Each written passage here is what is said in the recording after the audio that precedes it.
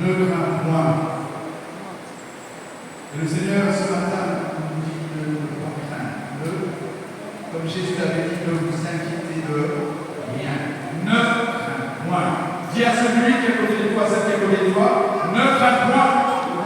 Ne t'inquiète de rien. Ne nous inquiétons de rien. Parce que l'Éternel est vivant. Si pour nous c'est terminé, si pour toi la situation dans laquelle tu te trouves, où nous pouvons nous trouver, il n'y a aucune issue, avec Jésus c'est possible, parce qu'il est capable d'ouvrir une porte là où il n'y a pas de porte. Quel est le miracle que nous attendons ce matin? De Dieu. Il est réel. Dieu est au milieu de nous. Et ce matin, et je l'ai entendu dans la prophétie, nous triomphons aujourd'hui. Le miracle est à la portée de chacun de nous ce matin. Mais pour entrer dans ce miracle, nous devons sortir des habitudes. Nous sommes tellement dans les habitudes, enfants de Dieu, de mauvaises habitudes qui nous empêchent d'entrer dans le salut, dans la délivrance, dans la guérison, dans la consolation, dans ce que Dieu a préparé sur sa table pour chacun de nous.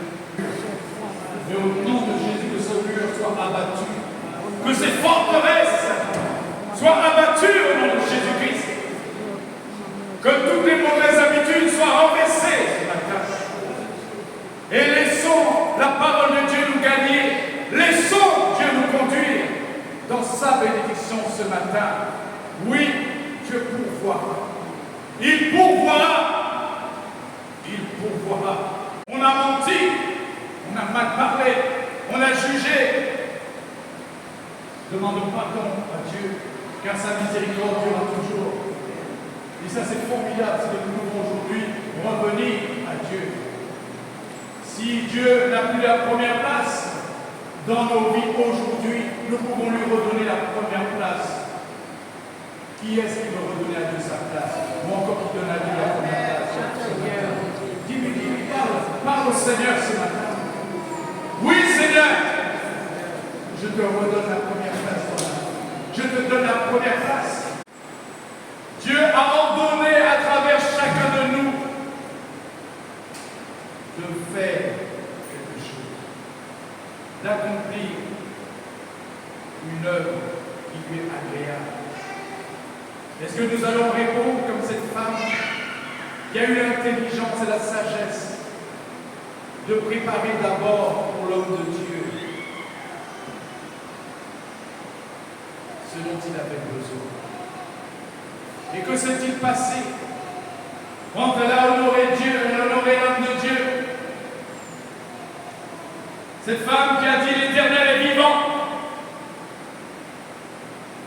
L'homme de Dieu a prophétisé, et je vous le dis, cette parole-là, elle est d'actualité. Car ainsi parle l'Éternel, le Dieu d'Israël.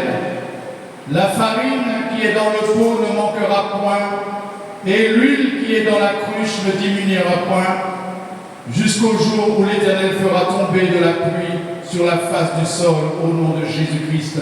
Peuple de l'Éternel, sois béni dans tous les domaines de ta vie au nom de Jésus. Amen.